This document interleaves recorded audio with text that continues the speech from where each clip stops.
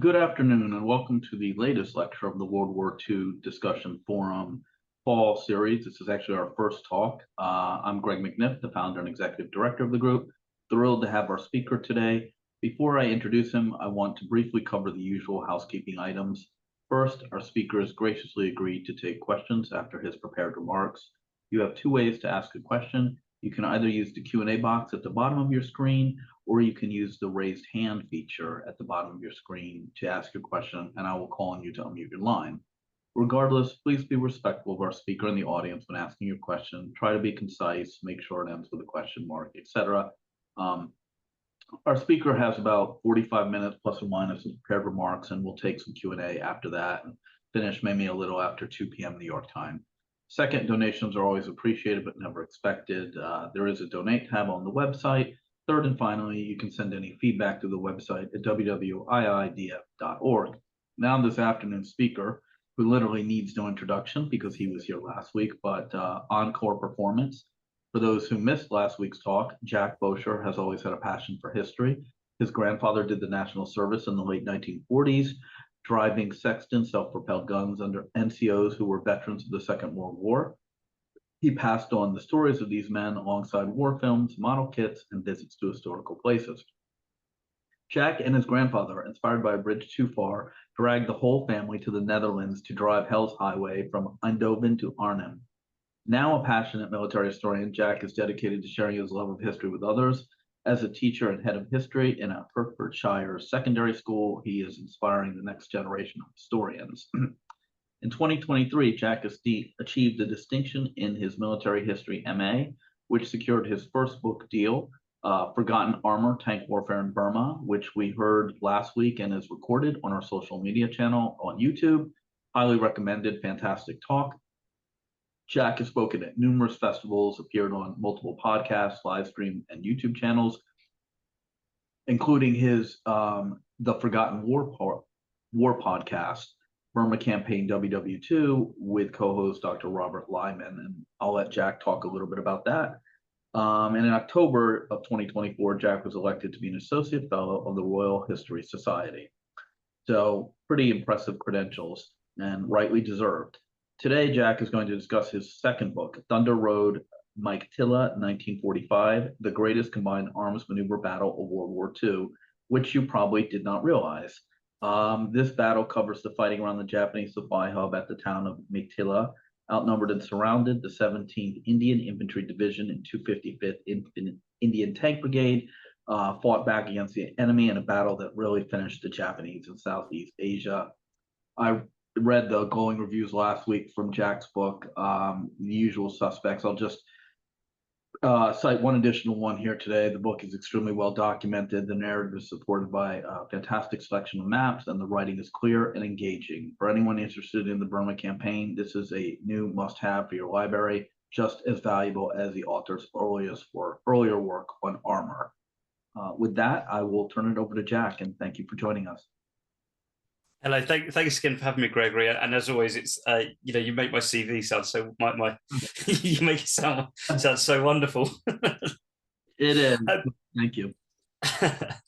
But yeah, no, guys, I had a fantastic time as well last week, and it was really wonderful to having such really intelligent questions. Really, you guys. Obviously, the Burma campaign. My thing is always trying to make sure that I get the right level and things like that.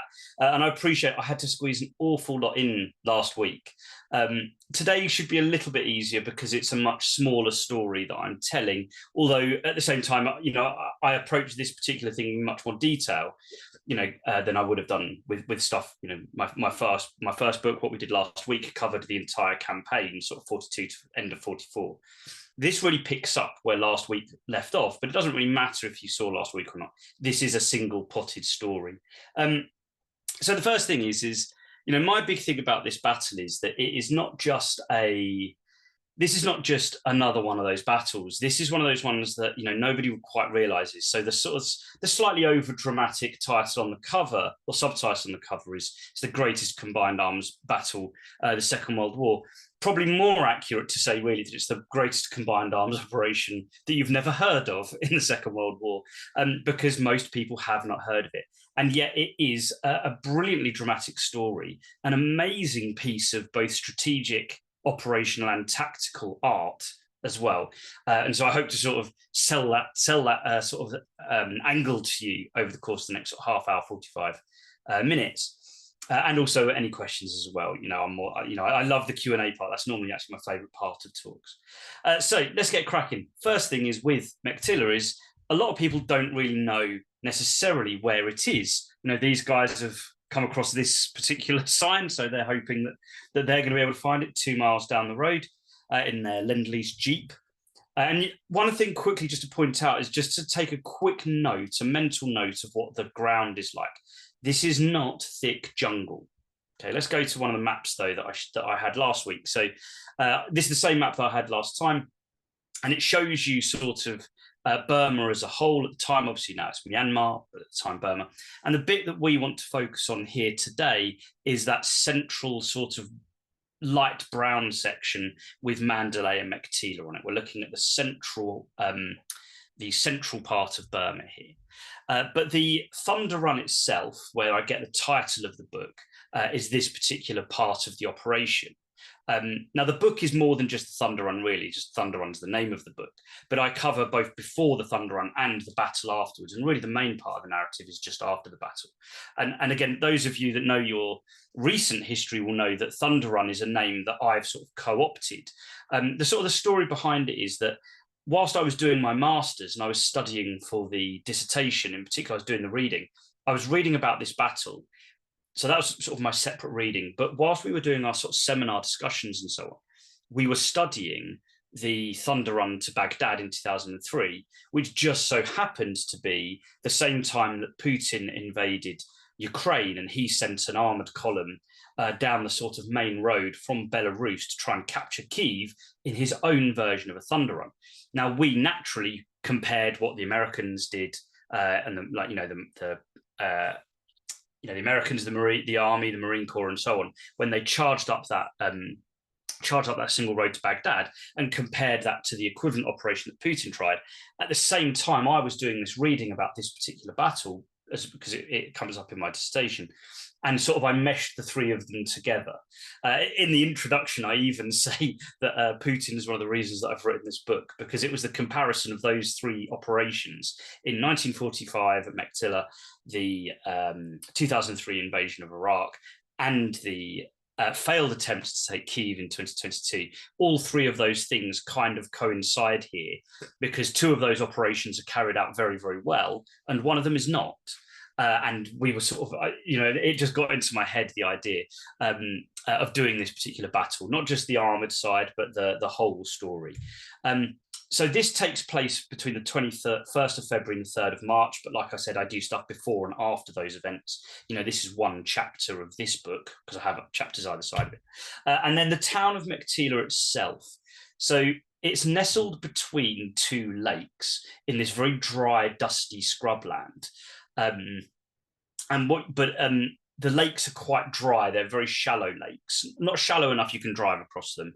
They are genuinely lakes, but they're sort of brown, silty sort of things, and going with the sort of the dusty nature of the surrounding area. And also the edges of the lakes are kind of slightly marshy, or sort of, they're slightly waterlogged as well. So there's kind of like a causeway that connects the two halves. You'll see on the map that the right-hand side of Meiktila is the larger part. That's the center of the town. And then it sort of extends on the far side of the sort of the neck between the lakes as well, to give you an idea. So that's the town we're talking about. But the story of the book and the battle and so on is wider than all this. So we've roughly worked out where we are in the country. Let's meet some characters. So the guy in charge of the entire Burma Area Army is Haitaro Kimura, and this is a photo at the Tokyo trials in 1946. The equivalent to the Nuremberg trials. I might have got my date wrong, it might be 1948. but Kimura is executed in the after the Tokyo trials. But he is in charge of the Burma Area Army. So he's Slim's equivalent in 14th Army. They're both effectively army commanders. Now, the Japanese name their armies differently. Actually, a Japanese army is more like the equivalent of an allied corps. So Kimura, even though he's an army group commander in the Japanese system, he is equivalent to Slim in command structure. They're both lieutenant generals, for example. Masaki Honda is in charge of the 33rd Army, and he will, partway through the battle, become the main sort of operational commander, and his opposite number in the Indian Army is David Punch Cowan of 17th Indian Division. Now, Kimura is a very interesting character because he has had a more European experience of warfare, or at least learning about warfare. So he, for example, in the 1920s, he was at the London conferences that talked about, the naval treaties, armament treaties. He's there in the sort of the interwar period where all the different powers of Europe and as Germany is in the Weimar phase. He goes and visits staff colleges. He knows about the European ideas around armaments. He is a much more modern Japanese commander compared to, say, those that had most of their experience in China. Kimura also had worked in the government in Tokyo in the war period, sort of 1943. He's 1943 to 44. He's actually sort of Tojo's right-hand man in the war cabinet. So Masaki Honda has been one of the army commanders throughout. In fact, he spent most of 1944 fighting in northern Burma, so against the Chinese and American forces in the Northern Combat Area Command as well. Slim, we all know. I'm not going to go too much into Slim here because he's hands off from this battle. Really, it's Cowan's battle. He's the guy that's Johnny on the spot. Now, he is another interesting character because he's the most experienced commander still in charge of fighting the Japanese. He was put in charge of the 17th Indian Division just after the Sitang Bridge disaster in 1942 during the retreat. So February 42. He's been in theatre commanding troops a month longer than Slim against the Japanese. So he's the most experienced senior commander in the theatre, in Burma at least, against Japanese. And he's also very aggressive, and that's very important to this battle. So here we go. This is then, let's start first with Slim's plans to actually capture and destroy Kimura's army. And now, an important thing here is that during sort of the post-Imphal phase, and I mentioned last week that one of the clever things that Slim does is instead of taking the monsoon of 1944, so May to November, well, because the Battle of Imphal ends sort of June, July, but they continue during the monsoon that started in May and doesn't end until November. Instead of taking the rest of those couple of months off, which is what normally would have happened. Previous years, the monsoon has been a time to rest and refit. Slim doesn't do that. He knows that the Japanese are badly bloodied by Imphal and Kohima in 1944. So instead of resting out the monsoon, giving the Japanese time to rest, refit, bring in reinforcements, he continues to push them out of the mountains in the sort of the Chin Hills and sort of between Kalewa and Imphal. He wants to kick the Japanese. The mountainous jungles between Imphal and Kalewa and the River Chindwin are very good defensible territory. So he wants to push the Japanese out of that during the monsoon whilst they're weak, rather than giving them time to recover. And that's a really important part of the sort of the beginning of this story. And it's one of those small decisions that has huge repercussions. Because the big thing that Slim needs to do is he needs to destroy the Japanese army and get to Rangoon, nearly 1,000 miles away, before the following monsoon. So that's the constant ticking clock throughout this battle and throughout this campaign in 1945. He must destroy the Japanese and get to Rangoon before the monsoon. Now, the reason that's so important is because if he allows if he doesn't destroy the Japanese, he doesn't get to Rangoon, he's still, say, in the middle of Burma when the monsoon starts. He won't be able to resupply his forces. The mountains will be too difficult on the roads. The planes that he uses for aerial resupply, since through Imphal and Kohima, he uses aerial resupply throughout. He will not be able to resupply his men in that monsoon. So the big worry is that he would have to withdraw all the way back to India again if he doesn't clear the Japanese in one dry season. So there's that constant ticking clock. So that's why he chooses to fight the Japanese in the monsoon, get them out while they're weak, and buy time in the following dry season to defeat the Japanese once and for all. So the name of this really is Operation Capital. So the first part of Capital is going down two different routes. One of them on the right-hand straight arrow is down the Kabul Valley with the 11th East African Division. They do the fighting there. And also then down the Tidim Road, which is a dogleg where they go south, directly south from Imphal, and then dogleg it from Tidim towards Kalewa. Now, for those of you that know the Burma campaign well, which is most of you, I think, Kalewa is where the retreat or the retreat in contact in 1942 ended at Kalewa. Now, they still had to walk to Imphal from Kalewa, which is, a couple hundred miles. But the retreat in contact ended at Kalewa in 1942. So they're going really back. That it's taken them 3 years effectively, or 2 years, 2.5 years to get back to where they were at the end of the retreat to this point. And then the big point of Operation Capital was, firstly, they crossed the Chindwin, at the time the longest Bailey Bridge in the world, about 1,300 yards. It gets overshadowed about 3 weeks later by a Canadian bridge at Rees on the Rhine River back in Europe. About 3 weeks later. And the point of this would be to capture Mandalay. So there's Mandalay Hill at the top there, which is the key geographical feature. And also there's a big fort called Fort Dufferin that also needs to be captured at Mandalay. Now, remember, the key thing that Slim wants to do is to destroy the Japanese so that he can get to Rangoon quickly. And he wants to do that on the central dry belt, to the sort of the left of Mandalay, the west of Mandalay on this map, because that area is the central dry belt. Now, the central dry belt is cut up in two by the Irrawaddy River, but all experience throughout the Second World War up to this point is the Japanese fight tooth and nail for every single yard. They stand and fight and die in their foxholes and bunkers. And so it's really, really difficult. Slim wants them to do that on the central dry belt because that will offer them up to sacrifice. He trusts the mobility of his forces. He trusts their firepower, both tanks and artillery, and aerial support and air support, so fighter bombers coming in, that he will destroy the Japanese on that dry belt. So he wants the Japanese to fight for every inch because they will offer themselves up for destruction. But because Kimura, like I said, has had this more European education rather than over in China, where it's been a bit difficult, is Kimura takes the really quite clever. It should be obvious to us, but for Japanese commanders, it involves a withdrawal. Kimura moves his forces behind the Irrawaddy. And so Slim doesn't have his big decisive battle on the central dry belt like he hoped. Now, there is still some dry belt south of the Irrawaddy, and you'll see on this map that Meiktila is in the kind of the bottom right-hand corner of the other half of the dry belt. So what Slim decides to do, and this is where Operation Capital comes into it, extended capital, I should say. So bear in mind as well, this entire operation from this point is basically planned in about 2 weeks, whilst they're still when they're crossing the arrow from Kalewa to Mandalay. As they're charging across to Mandalay, the Japanese are falling back. And over the 2 weeks or so, they make these plans that now follow.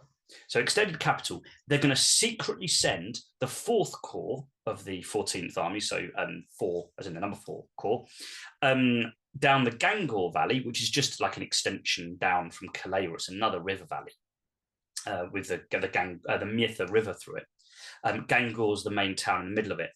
And they will then suddenly appear 80 miles further south, cross the Irrawaddy, and then they're going to capture Mandalay and hopefully trap the Japanese army at Mandalay, because the Mandalay operation was going to continue as well, but they were going to hopefully suck Japanese forces into Mandalay, and then this hook south in extended capital would then trap the Japanese. Slim would then get his decisive battle, destroy them there, and then he would charge down to Rangoon.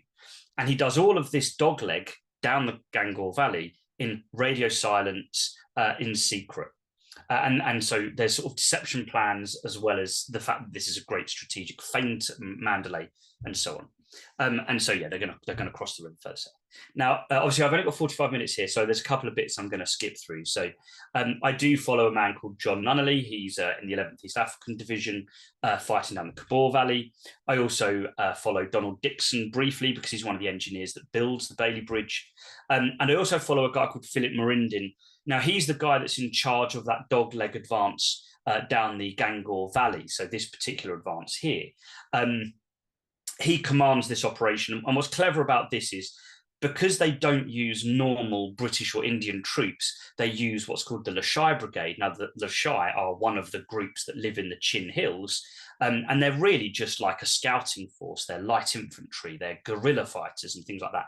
But they actually use them to sort of mask the advance of an entire corps behind them. So this independent brigade of guerrillas advances down this valley with a corps behind them. And the idea is that because they are guerrillas, basically, it will not look like a big advance, and it will help keep up the fiction that it's not. It's just a long range penetration. It's a raid, that sort of thing. And they go through and they capture Gango again. I cover this in the book, but for time, I'm going to move ahead. When they get to the Irrawaddy, which is the bottom left here, the 14th of February is when they make the crossing. What they do is, Slim does a series of punches. So I've got one of his quotes here, and some of you will have heard this is a very famous quote of his. So there's only one principle of war, and that's this: hit the other fellow as quickly as you can, as hard as you can, where it hurts him most, when he ain't looking. Okay, so the ain't looking part are the divisions that are crossing at the north. So you'll see there's the 20th Indian Division on the 12th of February and the 2nd British Division on the 24th of February.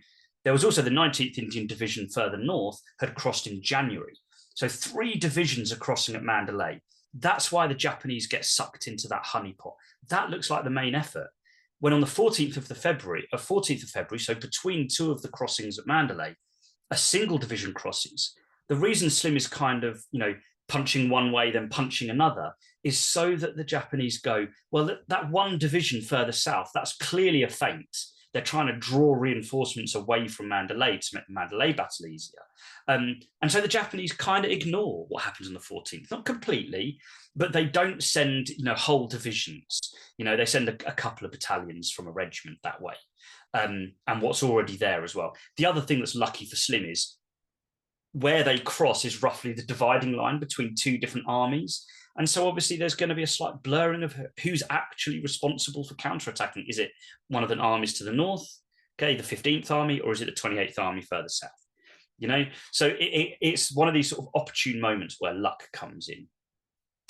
And so that takes place then. And then the Thunder Run, which I'll talk about a bit more in a minute, that leaves on the 21st of February for Meiktila. And I'll come to why that's so important. It leaves, rather than it advances, it leaves the bridgehead, is a crucial word. In the book, I do cover other people. So this guy, John Henslow, who I actually mentioned in both books, but he's one of the engineers that's doing the assault crossing and so on. I like this picture in the bottom right as well. That's one of the exits that they're taking. So this is a follow-up wave. It's not one of the early waves, but you can see the kind of little boats that they're crossing. And in the top left you can see, and the sort of a number of the photos, you can see the sort of the way that they're getting this army across. This is over a mile across this river. It's an amazing and it's an opposed crossing. And yet it's done in this Heath Robinson way with equipment thrown together and like little canvas foldable boats and things like that. So these are the crossings here. But then on the 21st of February, the Thunder Run leaves. Now, the Thunder Run is so important because Slim's whole plan is that if he's going to get to Meiktila very, very quickly and trap the Japanese between Mandalay and Meiktila, he needs to get there fast. He can't make a slow advance, protect his supply lines. He's got to get there quickly. So the Thunder Run leaves the bridgehead. Okay, there is no roadway behind them. It's not like, say, Arnhem, where they have Hell's Highway and they're not traveling, they're not keeping a supply road behind them.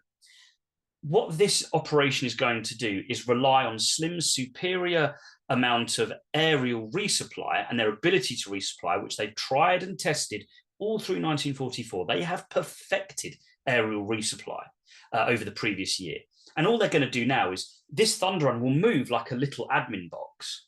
And each day there will be a supply drop by parachute, and then they will capture a couple of airfields. So Thebukon airfield, they capture that airfield so they can do a heavier landing of equipment. They can do a bigger landing, the more heavier stuff. They also bring in an extra infantry brigade at that point, because at the beginning of this operation, there's only 2 brigades when there should be, in American parlance, it would be 2 regiments. Obviously, a division should have 3. They only take 2 until they get to Thebukon, and then a 3rd one is flown in. It's basically because the Indian Army doesn't have enough vehicles. It's as simple as that. They could have taken them if they had more vehicles. but they don't. So they fly them in later. It also means less supplies need to be dropped by air in the initial stage. So they charge through these places, and after a week, the 28th of Feb, they're on the outskirts of Meiktila. Now, there's a guy that I follow in the book called Miles Smeaton. He says, it was a thrill not incomparable perhaps to the excitement of a cavalry charge of the old days, yet it was a cavalry charge of today, and a great thrill indeed to be able to move like this, unfettered by our responsibility to the infantry. That's not quite right. There is mechanized infantry behind, but he gets to be the spearhead, and it's like, he's charging into these places. And so this is the 21st of Feb to the 3rd of March when they capture the town. Now, the first sharp battle they have is at this place, Oyen. Now, this is a sketch map that I found in the war diaries, and then I found it on Google Maps, which is not, Google Maps is not labeled, good enough for Myanmar. It's not surveyed in the same way that a European place would be. So it took me a lot of scrawling following the likely routes based on the other maps and so on that I eventually found this Oyen. Now, the reason why this is important, the reason why I'm stopping on it is, apart from the fact it's the first battle on the Thunder Run on the way, it's the first time they see suicidal Japanese anti-tank attacks. Now, I talked about this a little bit last week. The Japanese were not very good at anti-tank warfare, which is why tanks were such an advantage, and why Slim in particular drove so hard to keep tanks, and medium tanks he wanted in particular, which he gets. The Japanese anti-tank guns are already out of date by 1942 to European medium tank standards. They're good enough against a Stuart and to a degree a Valentine tank, but against Lees and Shermans, they are only good enough if they hit them in the flanks from close range. So the Japanese end up having to do tank hunting groups as well, infantry that are trained to use lunge mines, pole charges, petrol bombs, this sort of thing. It's really, really improvised stuff.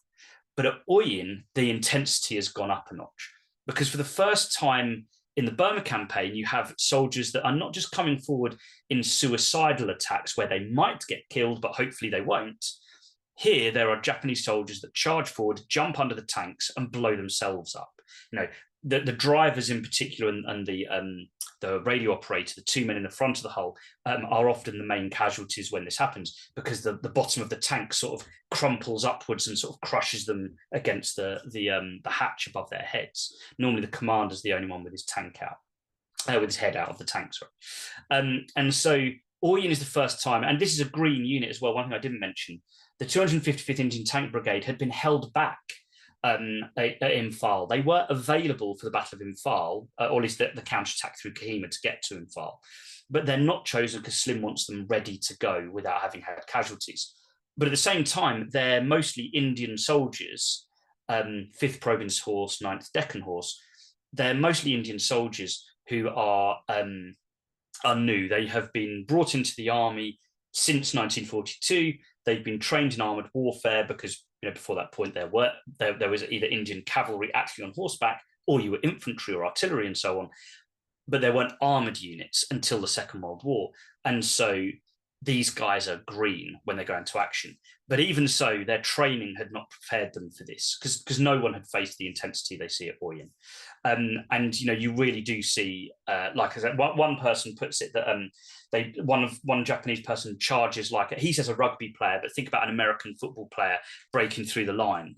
I don't know American football very well, so excuse me if my terminology is completely dodgy, but it is like that. They've got the ball under arm and they're charging through, and they're using their surprise and strength to just break through and get under the tanks. And one of them says, literally, the stunned infantry kind of don't quite react, and the guy runs through a line of infantry at close range. We're talking maybe 5-10 yards. They've jumped out of the bush and dived under the tank and blown up, killing the driver, for example. So anyway, they move on, and they've learned a lesson there. And then you get the main Battle of Meiktila. So what Cowan does is he surrounds it from 3 different sides. They do outnumber the defence, because the defence is mostly logistics troops. One of the reasons why Meiktila is a useful place for this, by the way.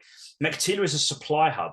All of the Japanese supplies come by road, railway, and even canal to Meiktila, and also the airfield that's there. And then they fan back out to the fighting fronts. So what Cowan and Slim realises, and Mesavi, the guy that's between the two, they realise that if you capture Meiktila, the Japanese will also counterattack.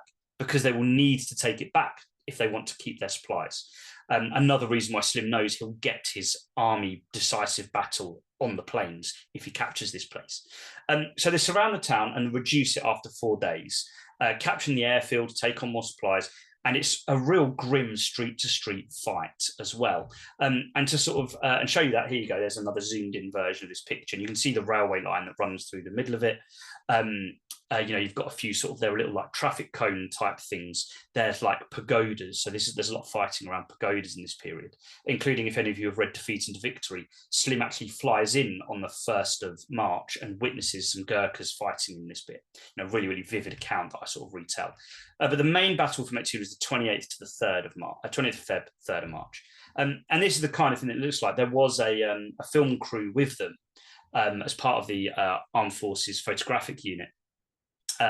These are probably men of the 2nd West Yorkshires at the top left. And you will notice that, generally speaking, the cameramen are following the British battalions rather than the Indian battalions. But if you look in the background of the Sherman tanks at the top right, it's the whichever unit that is. It's not easy to tell from that individual picture.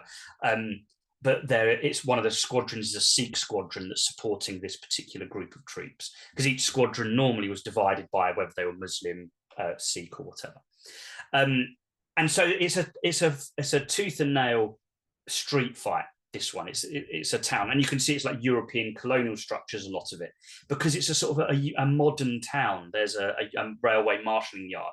It's grown up because of trade that has been built since the British have been there, rather than being an ancient capital like Mandalay. So it's full of, like Mandalay is full of much more traditional architecture. This one is much more colonial and more modern for the time.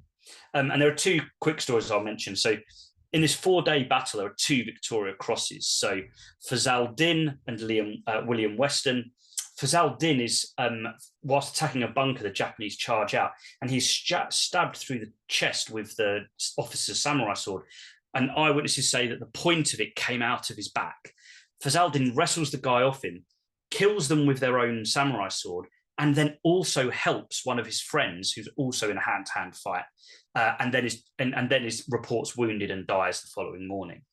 William Weston is another amazing one. And you can see how young he is. He's 21. His first real action, going into action. Young 21-year-old, second lieutenant, and he then he charges a bunker and he's hit as he reaches it. He doesn't know how badly wounded he is, and we as historians, we don't know 100%, people at the time don't know 100%. But he basically, while still conscious, he took a grenade off his webbing, pulled the pin and just rolled himself inside the bunker and blew it up from inside. And therefore his men didn't take any more casualties or have to clear it themselves. And he then also gets a Victoria Cross afterwards and obviously dies in the process. But, really, really sort of brave moment. Now I'm going to skip a couple of things. So the next thing that happens is the 17th Indian Division, 255th Indian Tank Brigade have captured Meiktila, but now they need to defend it, and they're never going to have enough troops to have like the Battle of the Bulge, or Bastogne, have an almost continuous line of foxholes and defences around it. They don't have the men for the physical space that they have. This is a very, very small, relatively small operation. It's just it has much bigger strategic impact. So what happens is you have this one division here and the tank brigade, and what they do is they make these 6 defensive boxes that you can see on the map. And what they're going to use, because it's this big flat central dry belt of Burma, they're going to use their armored mobility to then actually drive out from these little defensive boxes and strike the Japanese when they arrive, but before they form up ready to assault the town.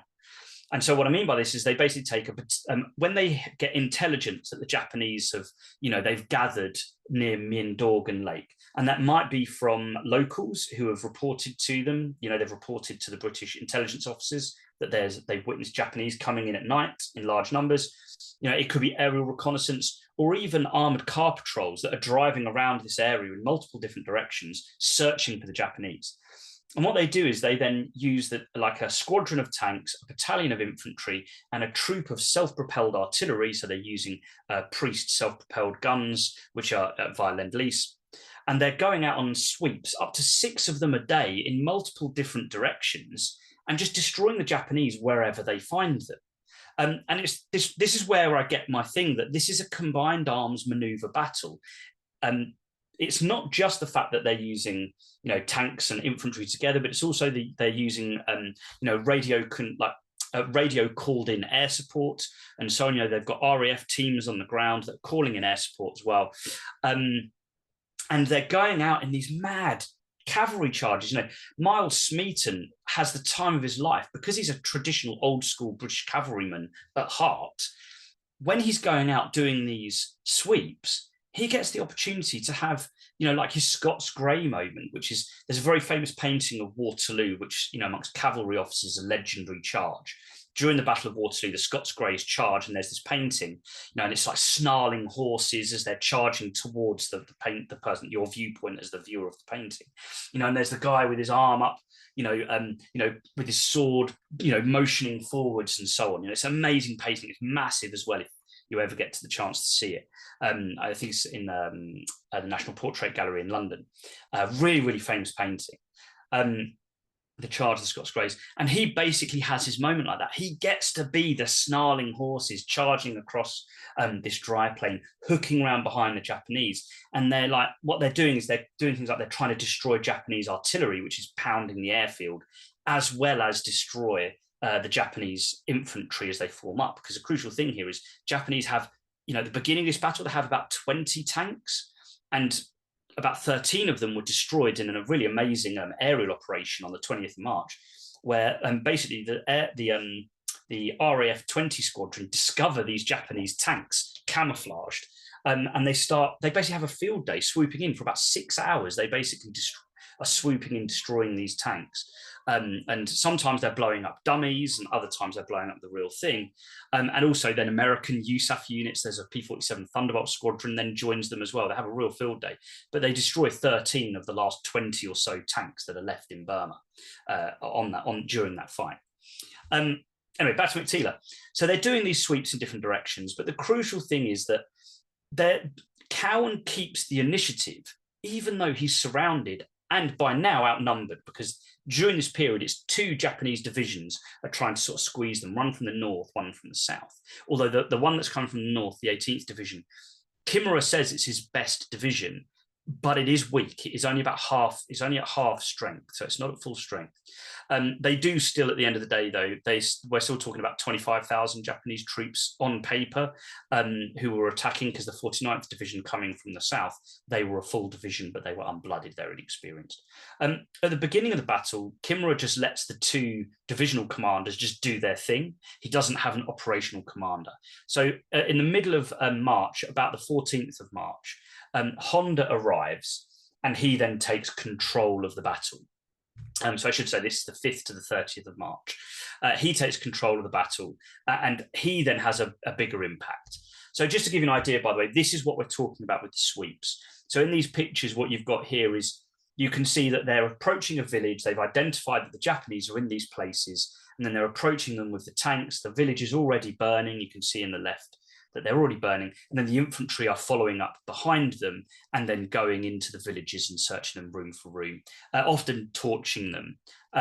Generally speaking, as the battle began, Burmese refugees scattered out into the wider countryside.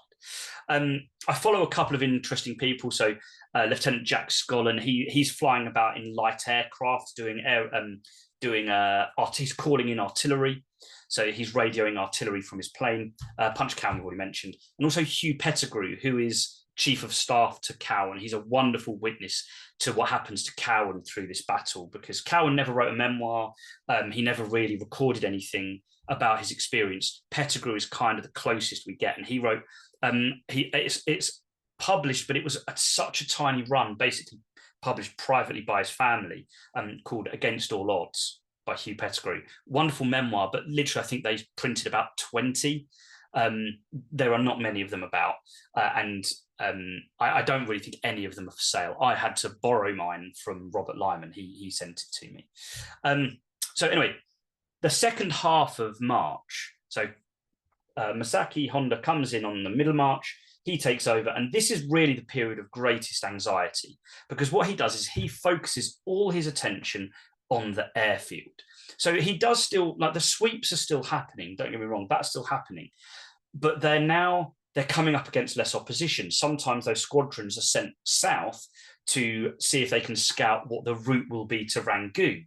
What are the Japanese defenses like further south? So in the meantime, though, generally speaking, the defenses of the airfield, and here's an aerial photograph of the airfield itself. And also, so this is just before the battle. And D box is the defensive box, because I mentioned earlier, they don't have enough men to surround this area at all to actually have like a continuous defense system. So they're abandoning the airfield at night. You know, all the, like, there no airfield, when they can avoid it, no planes are kept there overnight, although there are damaged ones and so on. And then they go into their defensive box at D box, which is by the airfield apron, and there's a small warehousing system there. And then every morning they have to go out into the airfield and clear the Japanese off it, because every single night the Japanese are going in, they're digging trenches, they're laying mines on the airfield runways. And so all of this has to be cleared before anything can come in. All the while, the artillery to the north is also pounding the airfield as well. And one of the particular boxes north of there have the job of trying to try and find that artillery and destroy it. But the Japanese have, you know, throughout the Jungle War previously, and again in the Pacific campaign as well, the Japanese are very good at hiding their artillery and moving it around at short notice. And they use a lot of the dried up riverbeds, the scrubland, to hide the artillery, fire off a few shots, and then hide it again before they're found. And they move them sort of each night, so that it's difficult to pin them down. And Honda uses this basically to try and close the airfield. If you close all of these things, if you close the airfield, the British and Indian troops will starve. They'll they'll run out of ammunition, and then they'll have to retreat or die. Now, what they don't quite get enough of is that the thing that they can't challenge, because the British Air Forces, American Air Forces have control of the air, is that they can parachute supplies in whenever they want. And that's basically what happens throughout the battle. They just parachute supplies in if the airfield is closed. Now, it means that wounded build up, because they also fly wounded out. But you know, they never really get to a point where they're desperate. It's a hard-won fight. They can't take their foot off the pedal. This is the closest they get to trouble. But to be honest, Cowan really has it in hand. You know, there's some tense moments, but it's not, you know, it's not they're not a risk of losing the battle, really, the way the Japanese carry on. If they'd done that for an entire month, it may have been different. This is a painting of the RAF regiment, which was created only a couple of years earlier after the Battle of Crete. So these are RAF troops, but they're ground troops. Think like the Royal Marines are part of the Royal Navy and the British Navy. They're part of the Royal Navy, but they are ground troops. And they are the ones that are going out and actually getting the Japanese off. And this is like their coming of age story, because they weren't very old. You know, one of the few parts of the British Army today, or the British military, that knows a lot and really gets the Meiktila battle is the RAF regiment, because it's so important to their creation or their long-term life. You know, the way that bits of the army and the military often like to be closed down by other parts. And there are some amazing characters. You know, here's Wing Commander Bill Lander on the bottom right, on the right-hand side. You know, he's a legend in the RAF regiment. He has this, honestly, the most stereotypical RAF moustache ever. Look at it; it is magnificent. But he's the guy that's in charge of these defences, and he's a very, very interesting character. The other one as well is that there's, you can see the Dakota on the left, or the Skytrain on the left, C-47, that has had its wing torn open by artillery. One of the things the Japanese did is they sometimes used their anti-tank guns to fire up the length of the runways as aircraft were taking off. And so this is the 3 crewmen that were on that Dakota when it collapsed, and it was full of wounded taking off to get them out. Leading aircraftman Ian Fidesz, of the one that's sitting down with the Red Cross armband, he then gets all of the men out. He gets all the wounded out under fire. So there's still shelling going on and long distance machine gun fire, whilst the pilot and co-pilot then shut down the engines, make sure that everything's safe. Ian Fidesz is pulling the infantry off and then jumping out into, under fire, jumping out. And then he puts them in shell holes which they're sitting in. That's one of the ones he dragged them to in case the plane blew up. But also he then gets them onto an ambulance, still under fire, gets them out and that sort of thing. Really amazing guy. And it's during this period actually that, and they've now been here for, well, they 21st of February when they left the Irrawaddy to the 30th of March, which is really the end of the battle, the Japanese break off because they've taken so many casualties trying to capture it that they're just running out. And the other thing is that about 10 days earlier, the 20th of March, Mandalay was captured. And sort of that last week of March, the troops at Mandalay have come south. And just before the end of March, they meet, like patrols meet each other and they link arms. Then the group on the Irrawaddy, they break out as well. And then they break south for Rangoon in the famous race to Rangoon. And sort of the thing that I'm going to finish on here with, so Kimura has failed. He got sucked into Mandalay and Slim had trapped him on the central plain and basically tore his army apart, including Honda. So they're a broken force. At the end of March, when they break south of Rangoon, so they're still 200 miles away, and they've got 6 weeks before the monsoon, they then have to get to Rangoon in those 6 weeks before the monsoon. They charge south, and the reason they just manage it, they just managed to finish this operation, is because they broke the Japanese at Mandalay and Meiktila, in particular the Meiktila battle, which is the decisive one. Because remember, if Meiktila hadn't happened, Kimura could have withdrawn his forces into the jungles of southern Burma and continued the fight in much more advantageous geographical terrain to him, because the jungles are very easy for the light infantry, very difficult for Slim and his armour and mobile artillery and so on. Now, there's a slight bitter taste of this because Cow and 17th Indian Division, who, I hinted at this earlier, they've been fighting the Japanese since the very beginning. It's the 17th Indian Division who are the surviving unit from that first campaign, and so awful that campaign was, which, if you keep an eye out, that's my next project. I'll be doing the retreat of 1942. What happens is that they've gone through all of that.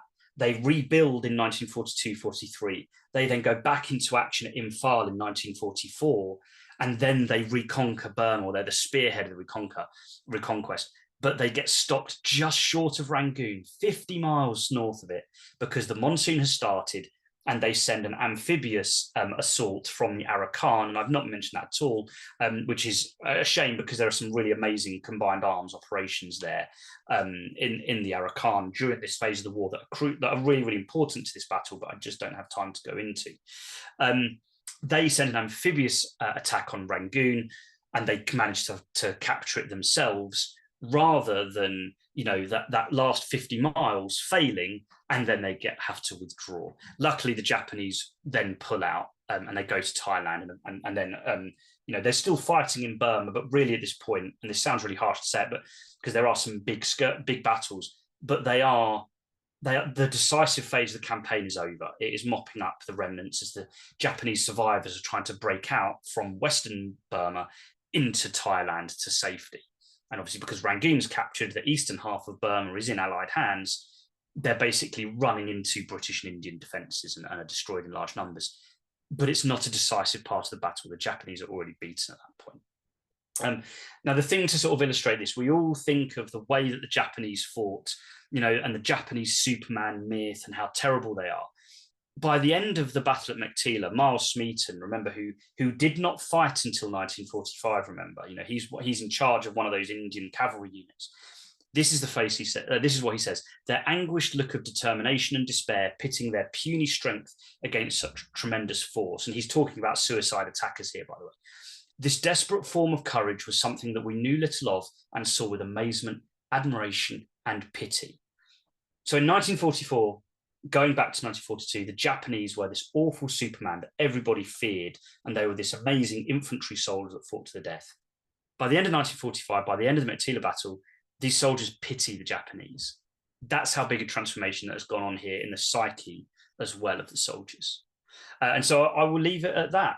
So thank you again for listening, guys. That is another whistle stop tour. I hope that obviously you'll, go away and buy the book, but I'm really open to any questions, especially if there's any things that I've had to skip over very, very quickly. Yeah, that was fantastic, Jack. I'm going to take one from the chat or the Q&A box, and then I'll go to Alex. And it looks like we've got two other raised hands there. It's probably Mike and Mark. So let me read what's in the Q&A box, and then we'll go to the raised hands. Charles writes, you mentioned radio silence. There was a U.S. maintenance unit in Northeast India. A Corporal Jack S. Kilby was in that unit, and he spent his time going to Calcutta and buying old radio parts on the black market.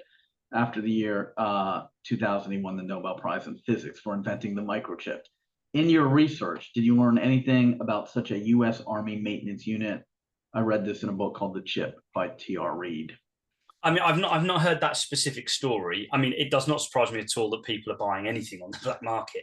One of my favorite facts, by the way, and I talk about this in Forgotten Armor, is one particular guy that I follow in Forgotten Armor. He had bought the rum ration when he was a staff officer, and he got the comma in the number wrong, and he actually accidentally ordered 2 million bottles of rum, like Navy issue rum, for the army. And that basically became, because there was so much rum around, it became the black market currency. And so you hear about like soldiers swapping it for Jeep, like 10 cases of it for a Jeep and all this sort of stuff. So no, it doesn't surprise me at all. I don't know that specific story, but there is a lot of this. So I mentioned again last week, Britain has 100,000 soldiers fighting this campaign. There are 100,000 African soldiers that fight in this campaign. There are 277,000 Americans. Most of them are logistical, like in things like that maintenance unit. A good example as well of another unit that's involved, an American engineer unit, and the name of the unit has dropped from my memory, but I do have a picture of them in the book, although I have since learned I have mislabeled them because the previous source had mislabeled them, but I have since found out. There's a picture in the book of a bulldozer basically filling in a hole at Meiktila airfield, and I've wrongly put it as a British unit, but I've since found out it's an American unit who was glided into Meiktila during the battle to help with the maintenance of the airfield after it had been cleared every morning. And so there are these kind of units doing it. A lot of the C-47 Dakotas that are the Skytrains, they are American pilots, American crews. In particular, ground attack aircraft. Often the British are using their Spitfires, Mark 8s at this point, to do sort of like the top cover combat air patrols and so on. But it's P-47 Thunderbolts of both the USAF and the RAF, and also Hurricane Mark 2 Cs and Ds, that are doing the ground attack role. And even B-25 Mitchells are being used in the ground attack role. There are also Liberators that are doing strategic bombing throughout this period as well.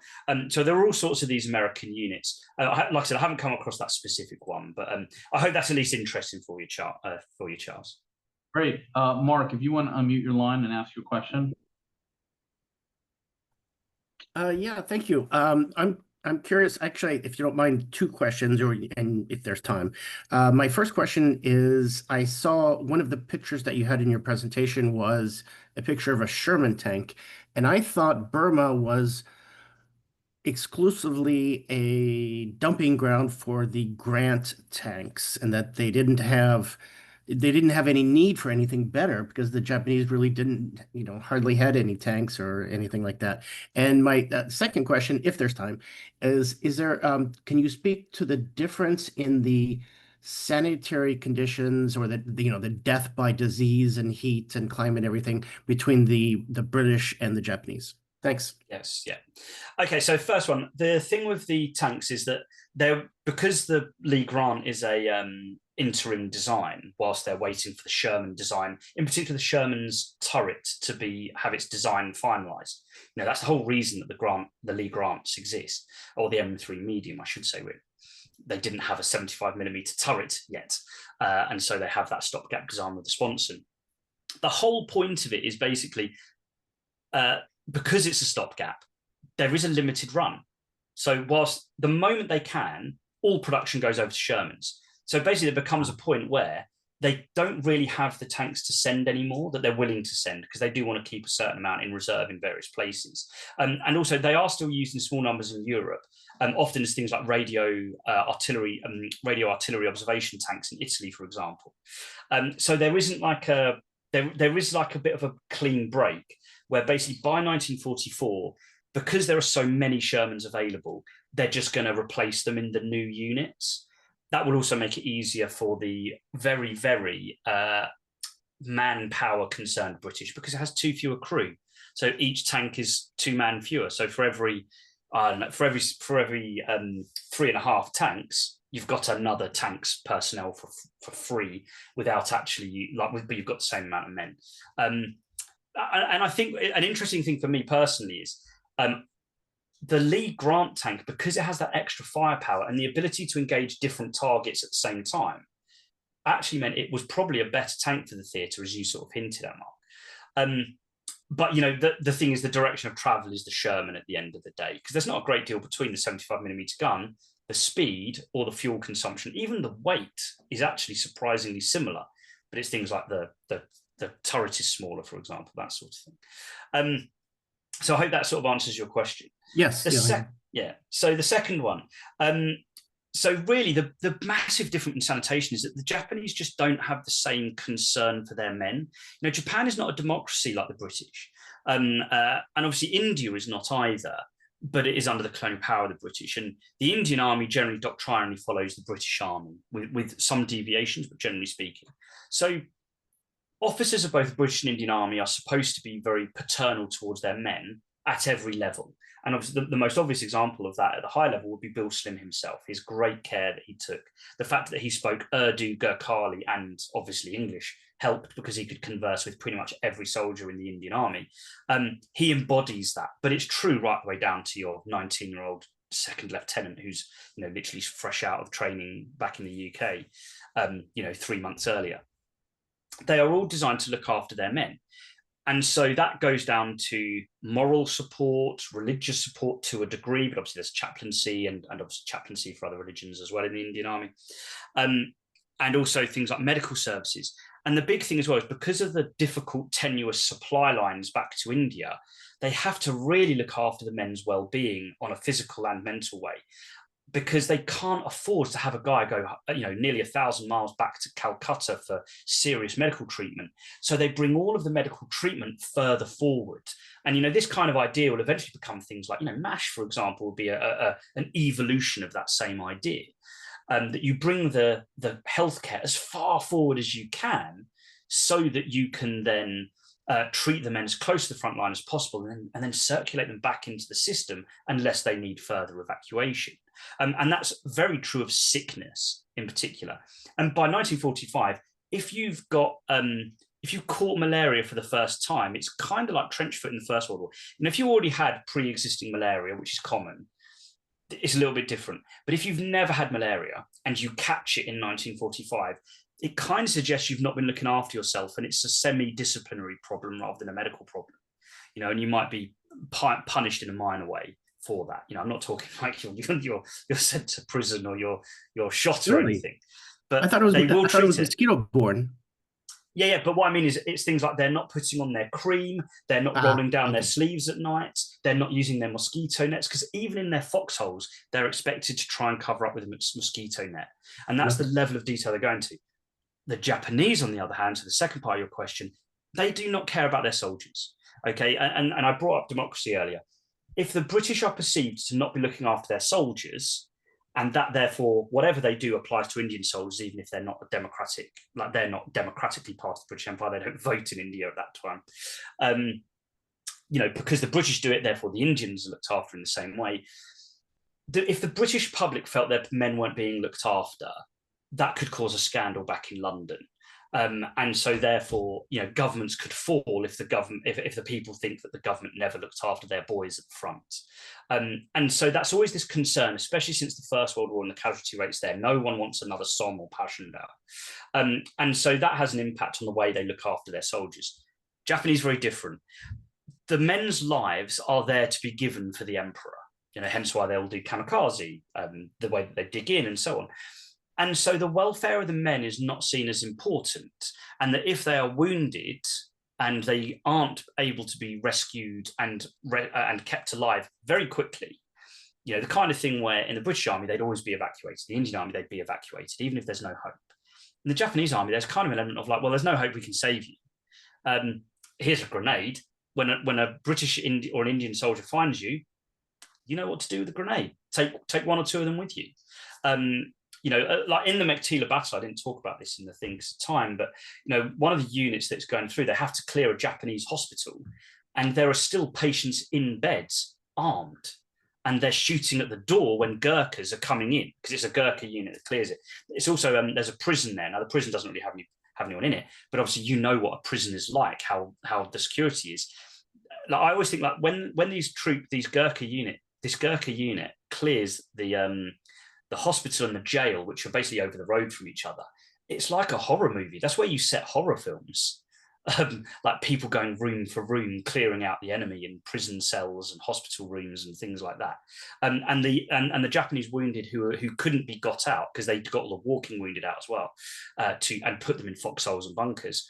The non-walking wounded were all given weapons, and basically the moment a Gurkha came around the corner into their ward, they all opened fire. And so then even then, and that's the big difference. The Japanese are expected to give their life if they can't be evacuated, rescued, and go on. And that means they don't have to look after their men. Their medical services don't get the numbers. They don't need a big, comprehensive system. And so consequently, they also don't really look after their health on the medical side rather than the trauma side.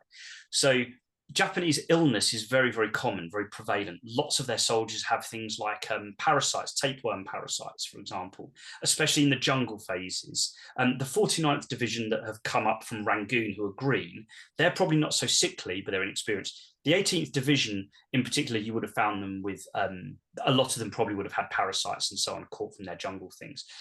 You mentioned jungle sores as well. Once they get into the dry belt, and a lot of these troops for this battle have been kept in reserve and so have not really had to fight in the jungle. In the dry belt, they don't really suffer from jungle sores in the same way. They get chafing, as in the Death of Stalin film, the sort of the comedy film.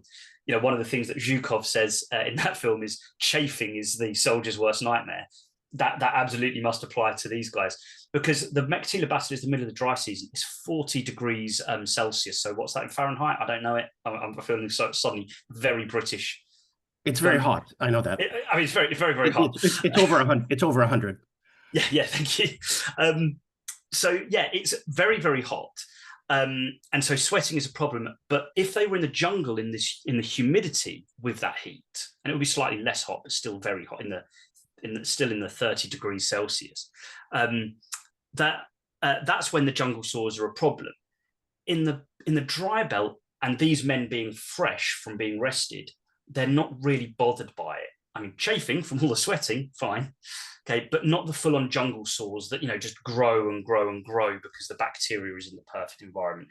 Here is a little bit different. It's much easier to clean and cover a wound. The thing, by the way, you mentioned about mosquito as well. I said what you'll notice, a lot of the soldiers, with the exception of these mortar men, you will notice that soldiers in the evenings will have rolled down their sleeves. If a photo is taken in the evening, they're covered literally down to their cuffs, generally speaking, and always trousers, never ever shorts like, say, in the North African desert, because it makes it too easy to get wounds as well. But yeah, again, sorry, that was quite long answers, but thank you very much. Great questions. Thank you. Thank you, Mark. And I believe Ed informs us 40 degrees Celsius is 104 Fahrenheit. So, thank you, guys. Thanks, Greg. there you go. Apologies, guys. Mike, if you know the drill, if you could unmute your line. Thank you. Yeah, I have to say it was great talk. I have several dozen questions. Obviously, I'm not going to ask them, but it probably means we'll probably have to bring you back again somehow. Hopefully not by force. I've loved it. I've loved it. But the questions that I'm going to put you, one, when they did advance into the monsoon at the beginning of the operation, obviously they're advancing through jungle, a lot of jungle in the monsoon, a lot of the troops are. And I was wondering, again, how they did that so quickly, during the monsoon season. Another question, just a brief question, is I've always wondered how you operate an airfield under a relatively consistent artillery fire.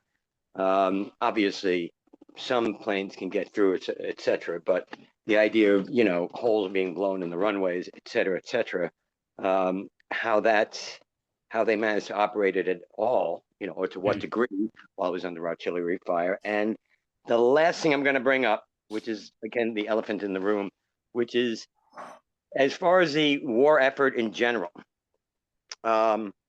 the idea of destroying the Japanese army, what significance, and because this is a question that's been debated for decades, what significance did these battles in Burma have on the war effort in general?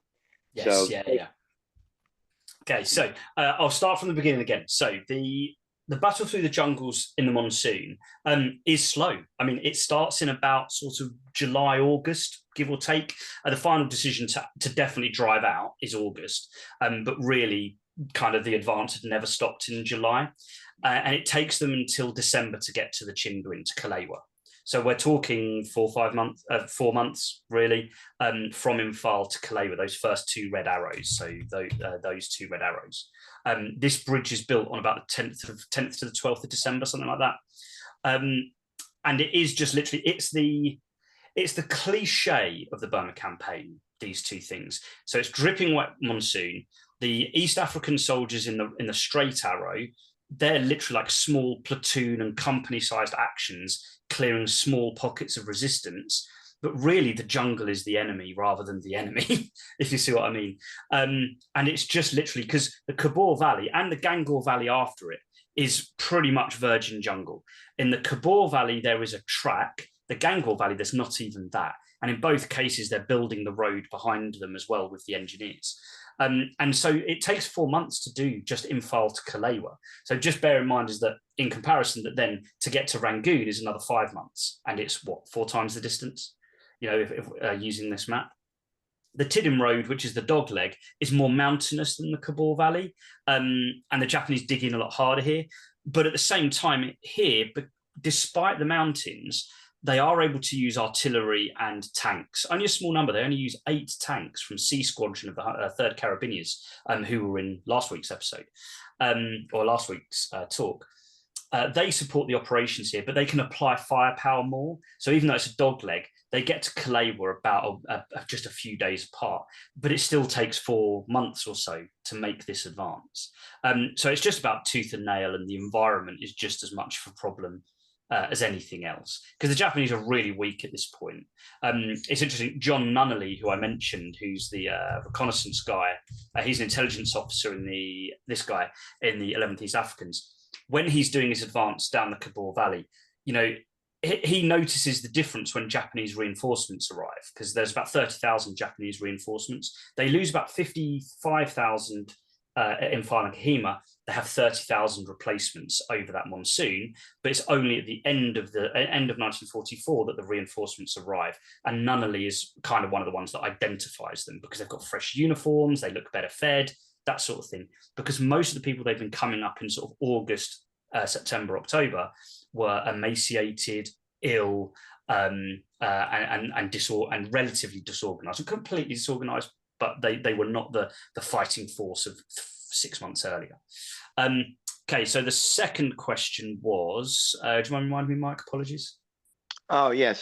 The second question was about how do you keep an airfield operative when it's under semi-consistent artillery fire? Yeah. Yes, of course. So they keep it running basically by, it is run as more like an afternoon service, because it takes a couple of hours to clear it most mornings. So they're up at, these patrols go out sort of in the early dawn light to clear it initially. At the same time, there are sweeps that are going north to where they've roughly identified where the Japanese are, and then destroying, or at least disrupting the artillery. So normally by the afternoon, they have a window of operations, because by then the Japanese artillery that was in action at the beginning of the day has been either destroyed or pushed into cover, and therefore can't continue firing, because if they stay in the open and fire, they will be identified and destroyed. And I said about earlier that the key thing the Japanese do is they're constantly moving and shifting the artillery. I didn't mention this earlier as well. This is 15th Army's siege artillery. So as well as the normal divisional allocations of artillery, there is also actually 150 millimeter howitzers, 105 millimeter howitzers, and other 75mm guns and that sort of thing on top of the normal establishment. So there is an element of this battle that is very much an artillery battle. But it is basically just the combination well, the main thing is the sweeps to disrupt the Japanese artillery so that they buy themselves a window for the rest of the day to then rush in supplies. And if they don't manage it, which they don't always, then they rely on aerial resupply.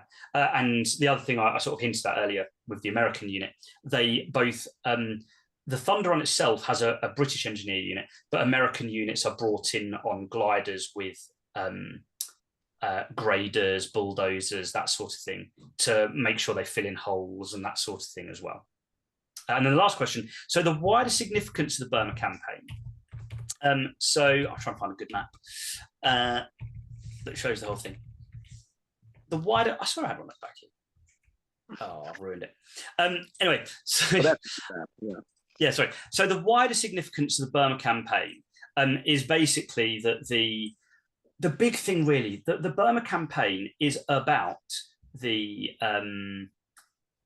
really about China. That's the most important thing.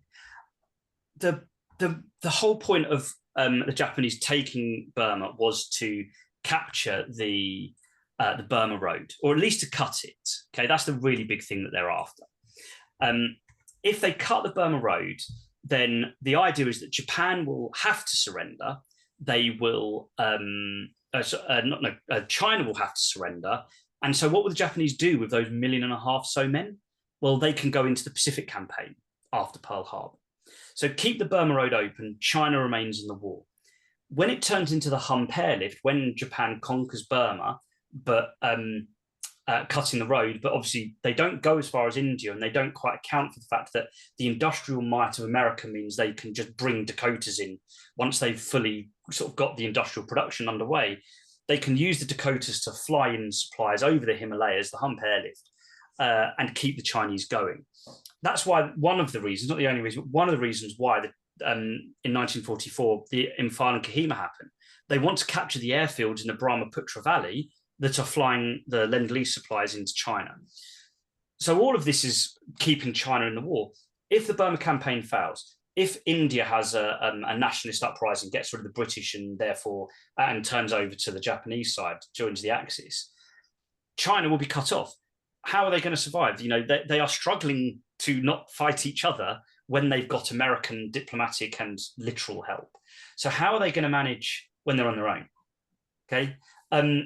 And then the ultimate worry for the Americans in particular is that they then get that when China surrenders, the Japanese will then send reinforcements to the Philippines, to the remaining islands in 1944, 45, Okinawa, Iwo Jima, the home islands. Obviously no one knows about the atomic bombs apart from the very highest level. And so everyone is thinking they're going to be invading Japan soon. Like, it would be catastrophic if the Japanese could bring just 100,000 more men into Japan. What if they could bring 500,000 men into Japan to defend the home islands from the Americans? No, I've done some research into Operation Downfall. So the operation, by far the most fascinating thing is, I didn't know this. There was, until I researched it a year ago or so, there was going to be a Commonwealth Corps, which, you guys know your campaign, you probably know, maybe you know this stuff, but there was going to be a Commonwealth Corps of a British division, a Canadian division, and an Australian division, who would have been in the second part of Operation Downfall to invade Honshu on the Kyoto Plain. And they would have spent about 6 months, about 6 months training in the United States. And they would all have been equipped with American uniforms, weapons, equipment, tanks, everything, because it was just easier to supply them from America. So they would have spent 3 or so months, 6 months training in America, and then ship out to do the invasion of Honshu after Kyushu had been cleared. Although the Indian army were not going to be used unless as reinforcements until later. But the reason I bring this up is they were expecting 40,000 casualty evacuations and dead. So that's dead and wounded a month, 40,000 a month. And so imagine what the estimates would have been if they could bring in 100,000, 500,000 more reinforcements. So, I'm not going to sit here and tell you that the Burma campaign is the reason why Japan surrendered. Of course it's not. I'm not going to be so stupid to do that. it's about keeping China in the war so that the Pacific campaign basically doesn't have to be any more bloody than it already is, effectively. I hope that answers your question, Mike. Yes, it does very well, and you answered the other ones well. Thank you very much. Thank you. Thank you. Cheers, Mike. Thanks, Cheers. Mike. Alex, I know you've been waiting patiently. If you want to unmute your line and ask your question. Yeah, apologies, guys. Yeah, thanks. So I wanted to, I'm sure you talk about it in your book, but you don't have the time here, but wanted you to talk a little bit more about Japanese anti-tank capabilities, what kind of weapons that they had and also what kind of ranges are these tank battles happening, so we get an idea how close. Yeah, of course. Especially in tug of war, obviously, you would think they would be pretty close. Yes, yeah. I mean, the thing is, the Japanese are forced into using them at close range, regardless of what range was available. And I'll come to that. It's more like the middle of this answer. So, in 1939, they're still using the Type 94. The Type 94 37mm anti-tank gun, which literally looks like a very small field gun from sort of like the early 1900s, sort of like a late Victorian, very early 20th century field piece. Those wooden wheels with the spokes, that sort of thing. And when they fight the Soviets in 1939 at Khalkhin Gol, it is already seen to be obsolete. It cannot cope with the early Soviet tanks. That's sort of the basic thing. And what they do is they then design a 47mm as the experience. And also that's when they also design the Type 97 Chi-Ha tank as well, with the improved turret, which is what is actually used in the Burma campaign in small numbers. But the interesting thing is, when the Japanese realize the 37mm is too small and they bump up to the 47, when the Allies have the same thing, so the British 2-pounder, which is also 37mm, it's roughly the same as the 37mm gun in the American Army in the Stuart tank or the top of a Lee Grant. That is seen to be obsolete. So they jump up to 57mm of anti-tank gun. In the British, it's a 6-pounder, but it's still basically 57mm, equivalent to the American 57mm as well that's used. So the Japanese kind of end up they're too incremental in their weapon improvement. But by the time they're into action and they're coming up against Lee Grants in 1940, right at the beginning of 1944, it's too late for them to improve this. And the same applies for their tanks. So because of the submarine blockade by the United States Navy, Japan is really, really struggling to get resources like raw materials in, but also to shift finished products out. So replacing the tanks in the Burma camp, replacing or improving the design is just not an option. They don't have the ability to stop producing 47 and 37mm guns, have a new design, switch over production to something else. And they're certainly not as flexible as the American industrial system either in this regard. So they'll be very slow by Allied standards. To switch those things over, but also then they probably can't even, or they're not going to get a significant amount of them out to the fighting fronts either, and so they just don't bother. They just stick with what they've got.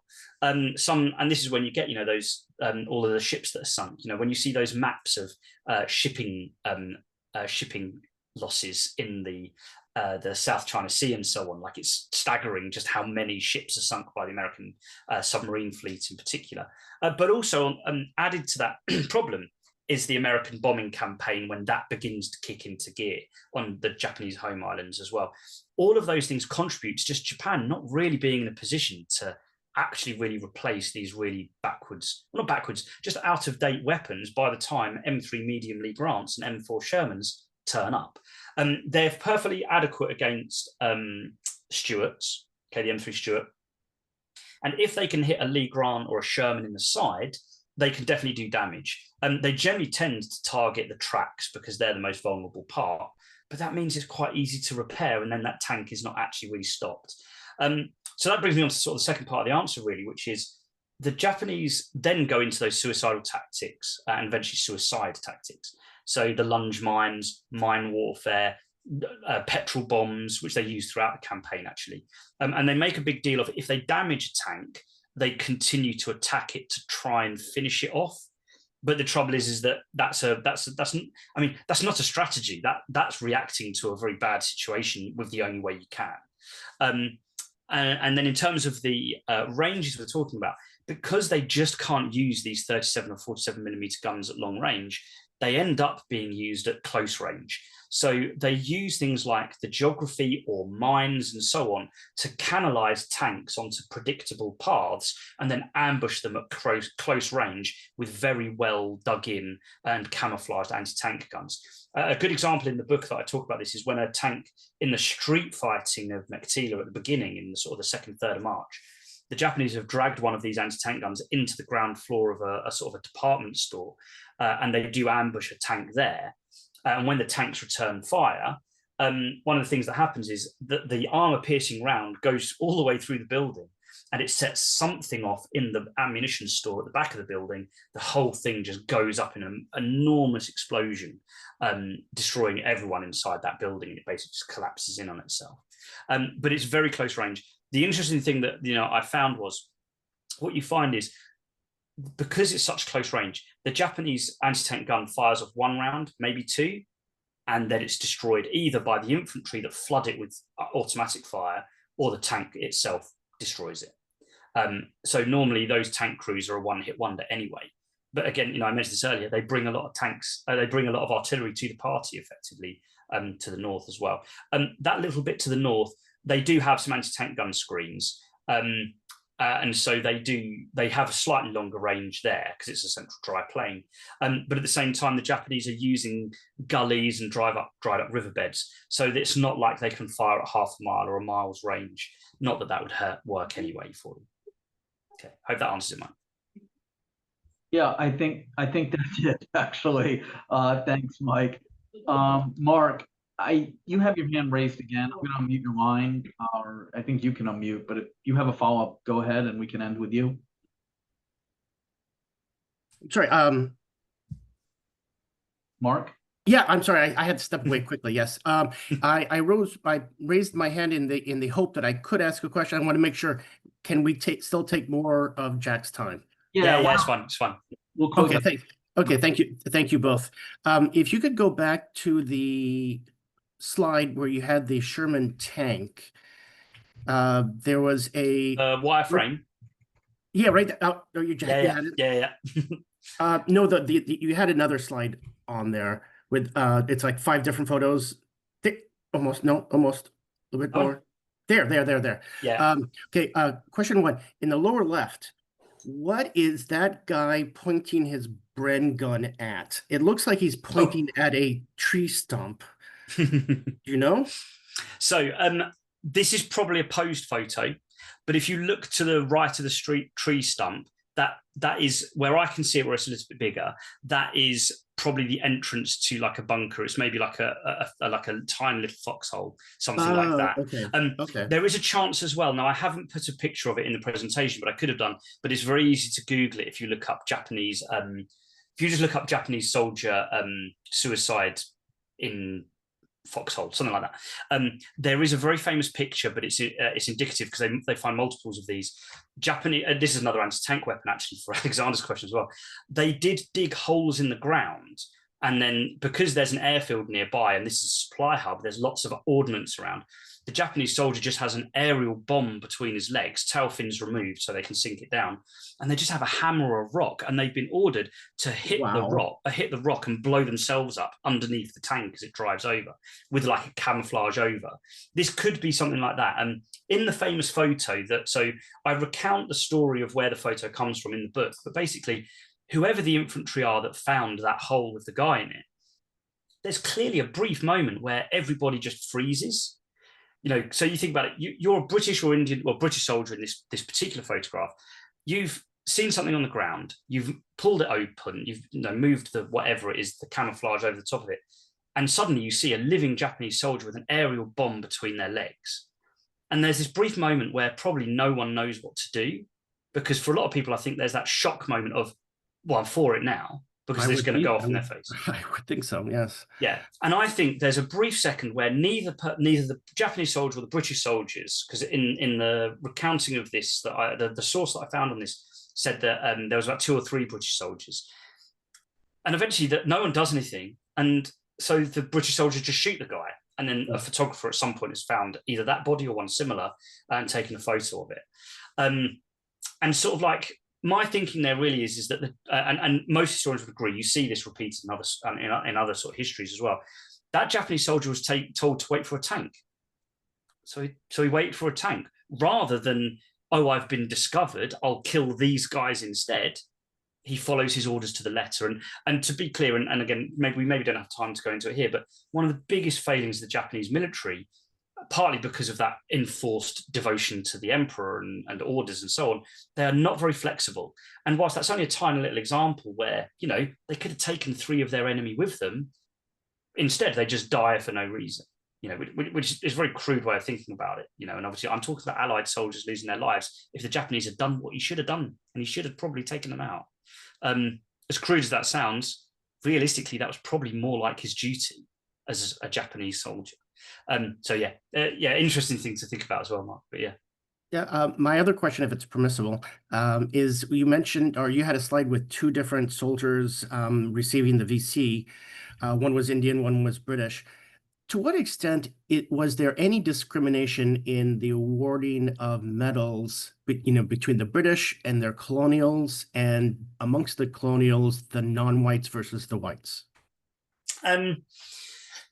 It's interesting. I mean, I don't know statistics on that. In fact, a friend of mine whose name I've forgotten now, but has just written a book on Burma campaign Victoria Crosses. I'm gutted for him. I forgot his name. I'm hoping to interview him on my podcast as well. But basically, he's got a Burma campaign podcast.